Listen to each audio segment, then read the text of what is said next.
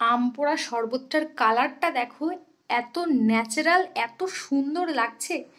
কাজের বাড়িতে মানে কাজের কোনো শেষ নেই। যতদিন না অনুষ্ঠানটা যাবে ততদিন কাজ লেগেই থাকবে। Hello everyone, welcome back to my channel Riya Mondal. আমি রিয়া আবার চলে এসেছি তোমাদের সাথে নতুন একটা ভিডিও নিয়ে। তো অনেক দিন পর তোমাদের সাথে ব্লগ শেয়ার করছি। এবার থেকে ভাবছি রেগুলারই ঠিক আগের মতো তোমাদেরকে ব্লগ দেব। তো সকাল সকাল ঘুম থেকে আমি উঠে পড়েছি। ঘুম থেকে উঠে একটু দম ফেলার সময় নেই, মানে বাড়িতে প্রচুর কাজ।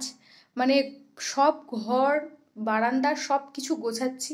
আর টেবিলের ওপর এমন অবস্থা, বাবা নিচে খেতে বসেছে, ভাবো তাহলে। আর এদিকে প্যান্ডেল হচ্ছে, প্যান্ডেল শুরু হয়ে গেছে। আমাদের বাড়িতে কিন্তু একটা বিরাট বড় অনুষ্ঠান রয়েছে। কি অনুষ্ঠান রয়েছে সেটা তোমরা যেদিন অনুষ্ঠান হবে সেদিনই জানতে পারবে। তো দেখো, আমি হচ্ছে ঘর দুয়ারগুলো ভালোভাবে গোছাচ্ছি। আর মানে গরম এত পড়ছে, একেতে রোদ হয়নি, তার উপরে এত ভ্যাপসা গরম, মানে মারাত্মক গরম। ঘেমে স্নান হয়ে যাচ্ছি।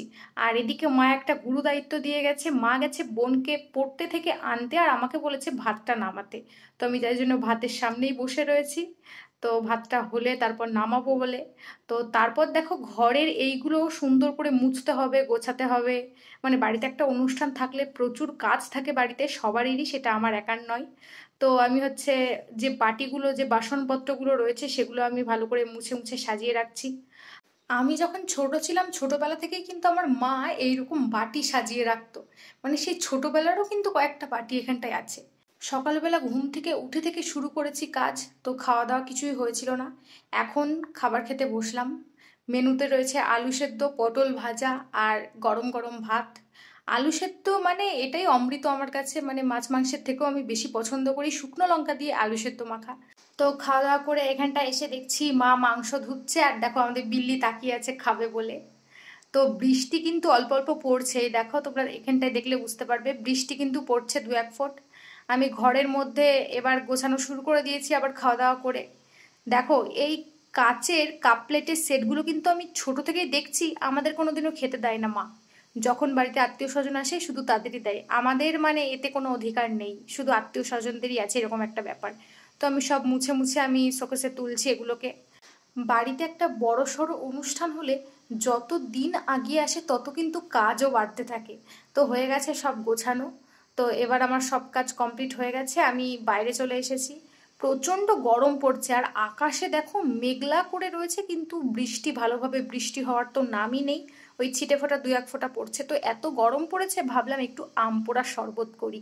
আম পোড়া শরবত খেলে শরীরটা ঠান্ডা থাকে, গরমটাও একটু কম লাগে। তো একটা কাঁচা আম নিয়ে নিয়েছি আর জল নিয়ে নিয়েছি। আমটাকে পোড়ানো এখন যাচ্ছে না, কারণ মা উনুনে রান্না করেনি, তো আমি গ্যাসে সেদ্ধ করে নিচ্ছি। সেই একই হলো, পাল্পটা নেওয়ারই তো কথা, তো আমি সেদ্ধ করে নিচ্ছি আমটাকে। তো আমটা সেদ্ধ হোক ততক্ষণ আমি জলের ভিতরে চিনিটা ঢেলে দিই, যাতে চিনিটা আস্তে আস্তে গুলতে থাকে। তো আমটা সেদ্ধ হয়ে গেছে, এই দেখো রংটা পুরোই চেঞ্জ হয়ে গেছে। তো একটু ঠান্ডা হোক, আর তারপর আমি আমটাকে ছাড়িয়ে নেব। এই আম পোড়া শরবত কিন্তু অনেক রকমভাবে করা যায়, অনেকে অনেক রকম মশলা দিয়ে করে। ভাজা মশলা দেয়, চাট মশলা দেয়। তো আমি বাড়িতে একদম নর্মালভাবে করছি, যেভাবে শরবত হয় আর কি। তো আমি আমটাকে ছাড়িয়ে নিয়েছি, কিন্তু আমি আমের পাল্পটা বার করে নিচ্ছি। আমার আবার আম পোড়া শরবতটা না একটু টকটক খেতেই বেশি ভালো লাগে, তো আমি আমটাকে পুরো মিহি করে নিয়েছি। আর এবার নিয়ে নিচ্ছি ঠান্ডা জল, একদম গরমের মধ্যে ঠান্ডা জলের শরবত খেতে কিন্তু ভীষণ ভালো লাগে। তো এর ভিতরে যে চিনিটা আমি গুলিয়ে রেখেছিলাম, তার থেকে আমি চিনির জলটা এর ভিতরে কিছুটা দিয়ে দিলাম। বললাম না আমি টক খাবার খেতে বেশি পছন্দ করি, মানে শরবতটাও একটু টক হলে আমার বেশি ভালো লাগে। তারপরে আমি লবণটা দিয়ে দিয়েছি। এবার আমি এই জলটার ভিতরে আমের পাল্পটা দিয়ে দিলাম। তো এবার খুব ভালোভাবে মিক্সড করে নেব আমি। বাটিতে একটু রয়ে গেছিলো, তো সেটাও আমি ঢেলে নিয়েছি। তো ভালোভাবে মিক্সড করলেই কিন্তু তৈরি হয়ে যাবে আম পোড়া শরবত। মানে খুবই একটা ইজি ব্যাপার, তোমরা কিন্তু বাড়িতে ট্রাই করতে পারো, দারুণ টেস্ট হয়। তো আম পোড়া শরবতটা আমি এবার তৈরি করে খাওয়া শুরু করে দেবো।